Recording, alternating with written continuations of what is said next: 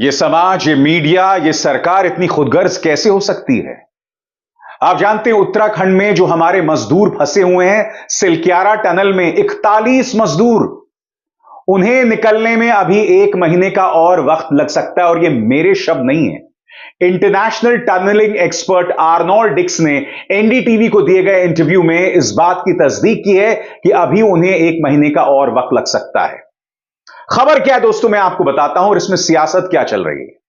और यही नहीं, अगर वायर की इस खबर पर हम विश्वास करें, और मैं चाहूंगा कि इस खबर की जांच हो, ये जो टनल जो कंपनी बना रही थी ना, वो कंपनी किसी और की नहीं, प्रधानमंत्री की परम मित्र गौतम अडानी की कंपनी थी, नवयुग कंपनी।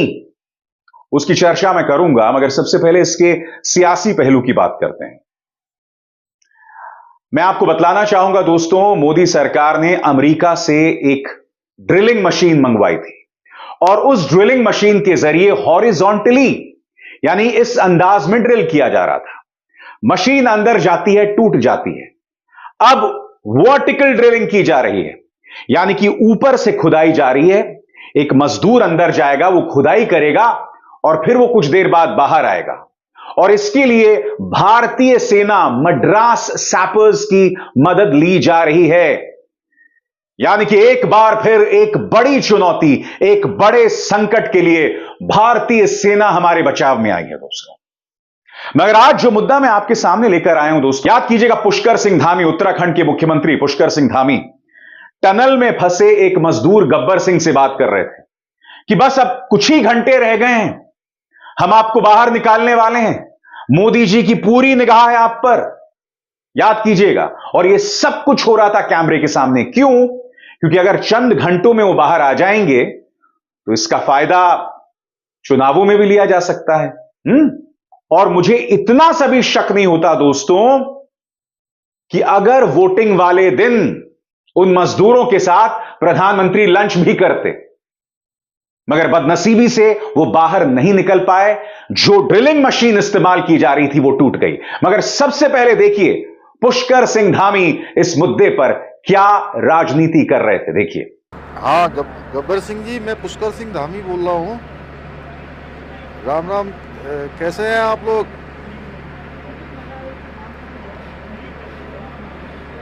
अच्छा, चलिए भाई, बहुत हम लोग बिल्कुल पास पहुँच गए हैं और बड़ी आप लोगों की हिम्मत है और बहुत ही आप लोगों के लिए सब लोग प्रार्थना कर रहे हैं यहाँ। और हम लोगों को उम्मीद भी है, मैं भी रात से आ गया हूँ, जनरल साहब भी आ गए हैं यहाँ पर। और प्रधानमंत्री जी रोज आप लोगों के बारे में रोज चिंता कर रहे हैं, रोज अपडेट लेते हैं मुझे सवेरे 7 बजे। हर चीज एक कैमरा अपॉर्चुनिटी है, हर चीज के लिए कैमरे की जरूरत है, हर चीज कैमरे के सामने होगी, हर चीज के लिए श्रेय लिया जाएगा, क्रेडिट लिया जाएगा।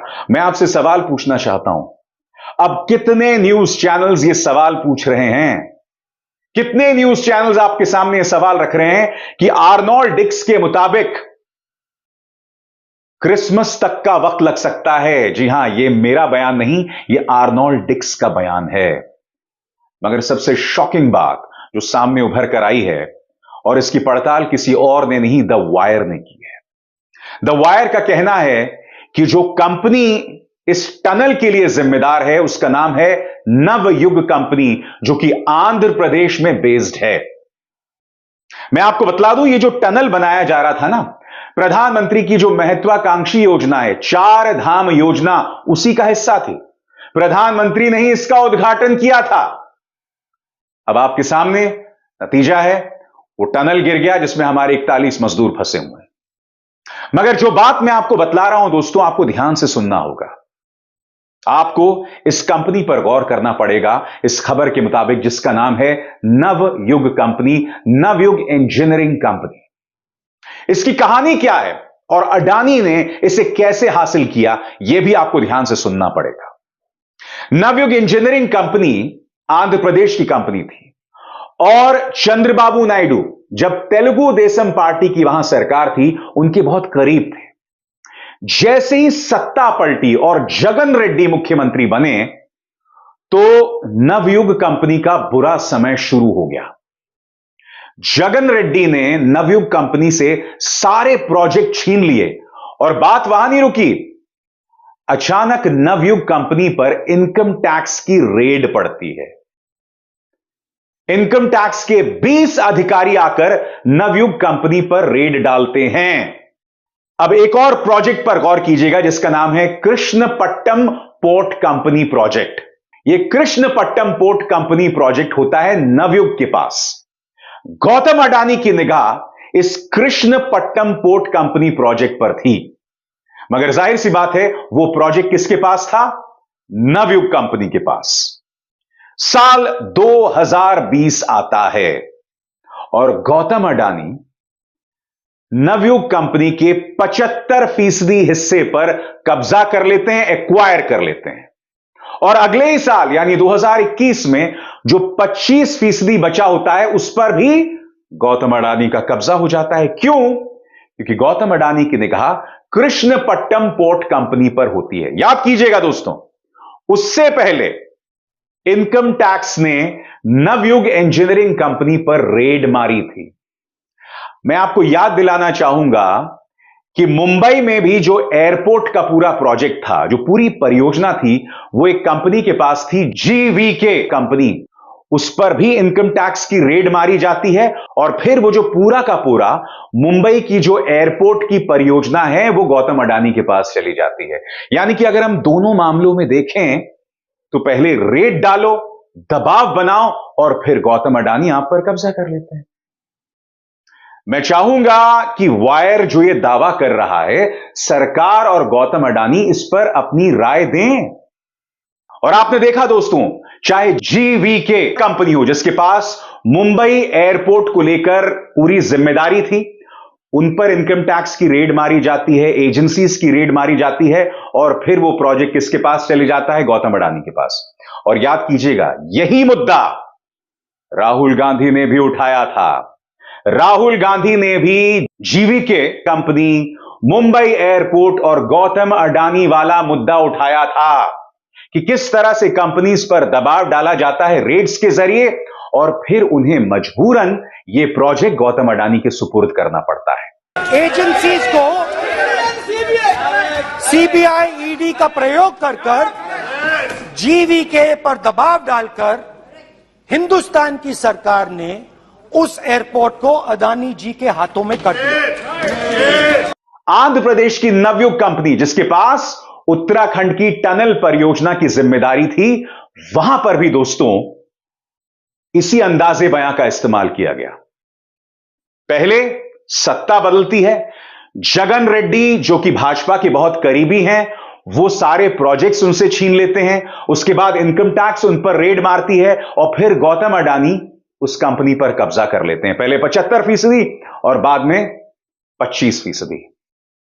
और आज गौतम अडानी की उस कंपनी के पास इस टनल यानी सिलक्यारा टनल को बनाने की जिम्मेदारी थी। मैं आपसे सवाल पूछना चाहता हूं, कितने मीडिया न्यूज चैनल्स ये सवाल कर रहे हैं?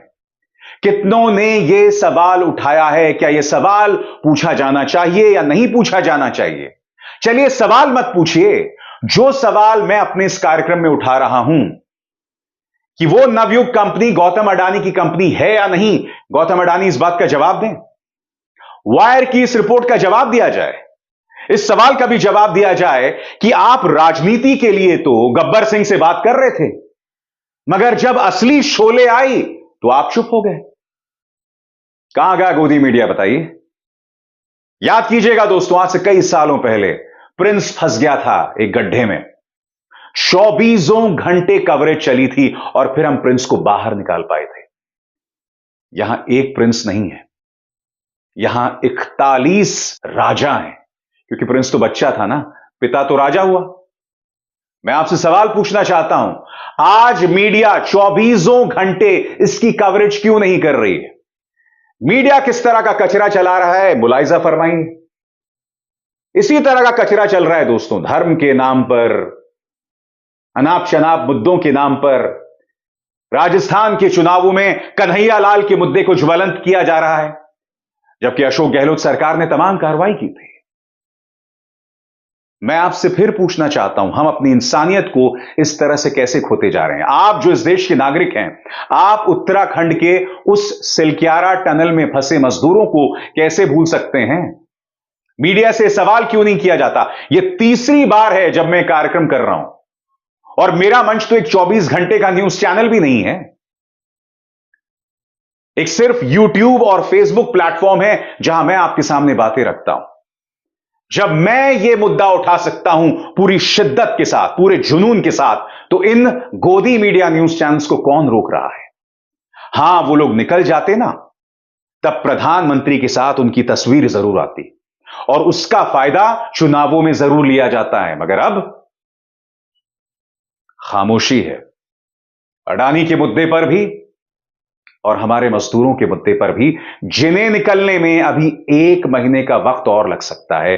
पहले ही ये लोग 360 घंटों से 15 दिनों से फंसे हुए हैं। सोचिए अगर 1 और महीने का वक्त लगेगा, जैसा कि Arnold Dix international tunnelling expert कह रहे हैं। ये सवाल हैं, इनसे बचा नहीं जा सकता दोस्तों। सवालों के जवाब लिए जाएंगे, मांगे जाएंगे, जवाब तो देना होगा। अभिसार शर्मा को दीजिए इजाजत। नमस्कार।